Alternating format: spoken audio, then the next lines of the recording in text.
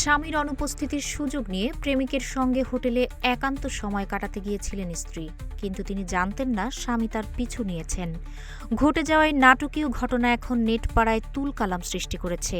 স্ত্রীকে প্রেমিকের সঙ্গে হাতে নাতে ধরার সেই ভিডিও এখন ভাইরাল। ভারতের উত্তরপ্রদেশের ঝাঁসির একটি হোটেলে প্রেমিককে নিয়ে উঠেছিলেন এক গৃহবধূ।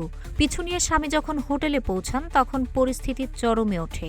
লোকলজ্জার তোয়াক্কা না করেই স্বামী দুজনকে ঘর থেকে বাইরে বের করে আনেন। ভিডিওতে দেখা যায় অপ্রস্তুত অবস্থায় পোশাক পরতে পরতে বেরিয়ে আসছেন ওই বধূ। এরপরে শুরু হয় চিৎকার চেঁচামেচি। ধরা পড়ার পর ওই বধূ এক অদ্ভুত যুক্তি দেন। তার দাবি, গত 2 বছর ধরে তার স্বামী তার সাথে থাকেন না।